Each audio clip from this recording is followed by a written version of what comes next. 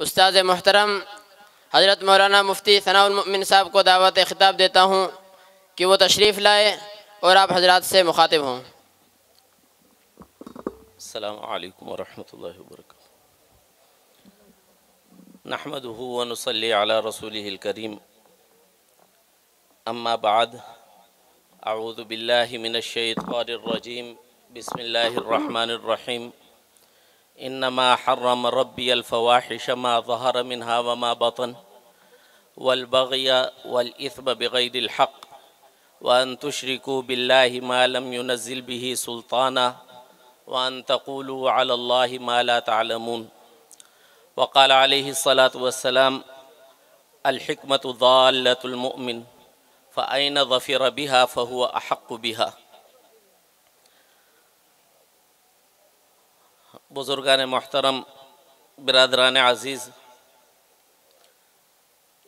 میرے لیے سعادت ہے کہ آج کے اس عظیم الشان اجتماع میں آپ سے مخاطب ہو رہا ہوں۔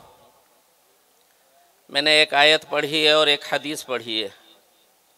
آیت میں اللہ سبحانہ و تعالی نے 5 چیزوں کو بیان فرمایا ہے کہ یہ 5 چیزیں حرام ہیں، اور یہاں پر اللہ سبحانہ و تعالی نے انما کا لفظ استعمال فرمایا ہے۔ انما کا مطلب یہ کہ اصلی حرام صرف یہی 5 ہیں۔ ان 5 کے علاوہ اگر کوئی چیز حرام ہوگی تو وہ سبب ہونے کے درجے میں، وسیلہ ہونے کے درجے میں حرام ہوگی۔ اصلاً حرام جو ہیں وہ صرف یہ 5 ہیں۔ وہ 5 حرام چیزیں کون کون سی ہیں؟ اللہ سبحانہ و تعالی نے فرمایا کہ صرف حرام کیا ہے رب تبارک و تعالی نے بے حیائیوں کو، چاہے ظاہری ہوں چاہے چھپی ہوئی ہوں۔ پہلی چیز ہو گئی جس کو اللہ سبحانہ و تعالی نے حرام کیا ہے، بے حیائی، چاہے ظاہری ہو چاہے چھپی ہوئی ہو۔ دوسری چیز جس کو اللہ سبحانہ و تعالی نے حرام قرار دیا وہ ہے زیادتی، ظلم کرنا، البغی بغیر الحق۔ تیسری چیز وہ ہے حق تلفی، الاثم، کسی کا حق چھیننا۔ چوتھی چیز شرک، ان تشرکوا باللہ ما لم ينزل به سلطانا، کہ اللہ کے ساتھ شریک کرو کسی ایسی چیز کو کہ جس کے ساتھ اللہ سبحانہ و تعالی نے کوئی دلیل شرکت کی نازل نہیں فرمائی۔ اور 5ویں چیز فرمایا کہ اللہ سبحانہ و تعالی کے اوپر جھوٹ گھڑنا۔ کوئی حکم اللہ کا نہیں ہے، اس کو اللہ کا حکم بتلا دیا، یا اللہ سبحانہ و تعالی نے کسی چیز کو مشروع نہیں کیا، ہم نے بدعت کے طور پہ گھڑ کے شریعت میں اس کا اضافہ کر دیا۔ یہ 5 چیزیں حرام ہیں۔ ان کے علاوہ باقی تمام کی تمام چیزوں کے بارے میں اصول کیا ہوگا کہ اگر وہ ان 5 چیزوں میں سے نہیں ہے اور ان کی طرف وسیلہ بھی نہیں بن رہی، قریب یا بعید درجے میں سبب بھی نہیں بن رہی، تو اس کو ہم حرام نہیں کہیں گے، وہ حلال ہے، اور اللہ سبحانہ و تعالی نے اس کو حلال کیا ہے۔ پھر میں نے حدیث ذکر کی۔ حدیث میں حضور صلی اللہ علیہ وآلہ وسلم نے فرمایا الحکمۃ ضالۃ المؤمن، سمجھداری کی بات ایمان والے کی گمشدہ چیز ہوتی ہے۔ فمن این ظفر بها فهو احق بها، جہاں بھی اس کو وہ سمجھداری کی بات مل جائے تو وہ اس کو لے لے، کیونکہ وہی اس کا سب سے زیادہ حقدار ہے۔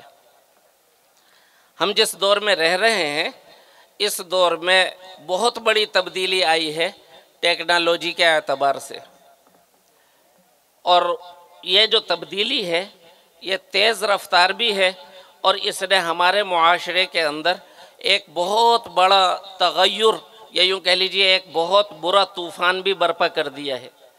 موبائل کو لے لیں کہ یہ موبائل جو ہے چند ہی سالوں میں کس طرح ہماری زندگیوں میں داخل بھی ہو گیا ہے اور اثر انداز بھی ہو گیا۔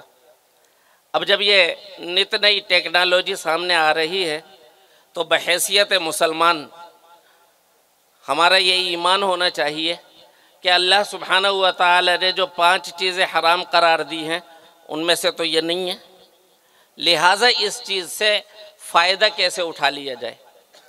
یہاں پر جن بچیوں نے 9 بچیاں ہیں، انہوں نے اپنے درس نظامی کو مکمل کیا، ان کے تمام استاذ یہیں رہنے والے نہیں تھے، بلکہ کوئی استاذ ان کو آن لائن پڑھا رہا تھا کراچی سے، کوئی ان کو آن لائن پڑھا رہا تھا جامشورو سے، کوئی کسی اور شہر سے پڑھا رہا تھا، اور وہ تمام کے تمام ان بچیوں کو سبق پڑھا رہے تھے اسی ٹیکنالوجی سے استفادہ کرتے ہوئے۔ تو ایک سبق جو ہم تمام مسلمانوں کے لیے ہے وہ یہ کہ نئے دور کے تقاضوں میں کس طرح ہمیں باطل قوتوں سے نبرد آزما ہونا ہے، اور کس طرح انہی کے ہتھیار انہی کے اوپر استعمال کرنے ہیں، اس چیز کو سیکھنے کی ضرورت ہے۔ افسوس کی بات یہ ہے کہ جو بھی نئی چیز ہمارے سامنے آتی ہے ہم اس کی برائیاں لے لیتے، اس کی اچھائیاں چھوڑ دیتے۔ استاذ محترم حضرت مفتی رفیع عثمانی صاحب دامت برکاتہم، ہم نے ان سے کئی مرتبہ یہ جملہ سنا کہ افسوس کی بات یہ ہے کہ ہم نے مغرب سے لی بھی تو ان کی برائیاں لی، حالانکہ مغربی تہذیب میں بہت ساری اچھائیاں بھی تھیں، لیکن ہم ان اچھائیوں کو نہیں لیتے بلکہ ان کی برائیوں کو ہم اپنی زندگیوں میں رچا بسا لیتے۔ ایک مثال موبائل ہے کہ یہی موبائل علم دین کے عظیم الشان مقصد کے لیے بھی استعمال ہو سکتا تھا، یہی لیپ ٹاپ علم دین کے عظیم الشان مقصد کے لیے بھی استعمال ہو سکتا تھا، یہی انٹرنیٹ جو ہماری زندگیوں میں بہت ساری خرابیوں کی جڑ بن گیا ہے، یہی انٹرنیٹ علم دین جیسی شرف والی چیز حاصل کرنے کے لیے استعمال ہو سکتا تھا۔ اب الحاد ہماری زندگیوں میں بہت تیزی سے پھیل رہا ہے، اور نوجوان وہ باطل کی تعلیم سے، الحاد کی تعلیم سے بکثرت متاثر ہو رہے ہیں۔ باپ کو پتہ نہیں ہے، ماں کو پتہ نہیں ہے، چچا ماموں کو پتہ نہیں ہے، بڑے بھائی کو پتہ نہیں ہے، اور چھوٹے نے موبائل کے اوپر یہ نیٹ استعمال کرتے ہوئے ایسے خفیہ گروپوں میں شمولیت اختیار کی ہوئی ہے کہ جن میں اسلام کے بنیادی مسلمات کو زیر بحث لایا جاتا ہے، ان کا مذاق اڑایا جاتا ہے۔ اب وہ اس الحاد کی دلدل میں دھنسے چلا جا رہا ہے، اور اس کو یہ لگ رہا ہے کہ یہ ساری کی ساری باتیں جو مجھے دین کے نام پہ سکھلائی گئیں یہ کچھ بھی نہیں ہے، بکواس ہے۔ اور یہ صرف اندازے سے نہیں بلکہ اس قسم کے واقعات سامنے آتے ہیں کہ وہ جب بولنے لگتا ہے تو پھر احساس ہوتا ہے کہ اوفو، اس کے دل و دماغ میں تو کیسا زہر بھر دیا گیا ہے۔ اس کا علاج کیا ہے؟ اس کا علاج یہ ہے، اس سے پہلے کہ باطل ان تک رسائی حاصل کرے، آپ اپنے ان بچوں کی رسائی کرا دیجئے مستند علم دین رکھنے والوں سے، کہ جو احسن طریقے سے اور جدید ترین وسائل کو استعمال کرتے ہوئے نوجوان نسل کو مطمئن کر سکے، ان کو ان کے سوالوں کے جوابات دے سکے۔ اور یہ جو ہمارے سامنے جامعہ مفتوحہ کی ایک صورت آئی ہے اور نہایت کامیابی کے ساتھ ہمارے سامنے ہے، یہ بہت حوصلہ افزا چیز ہے، اور اس میں اگر ہم نوجوانوں کو بھی شامل کریں، بچیوں کو بھی شامل کریں، اور ان کے لیے مختلف قسم کے اس طرح کے پروگرام متعارف کرائیں، اور اس ٹیکنالوجی کو ہی نہیں بلکہ جتنی بھی جدید ٹیکنالوجیاں آ رہی ہیں ان کو ہم یہ سوچ کر ضرور سیکھیں کہ کس طرح اس کو ہم استعمال کر سکتے ہیں۔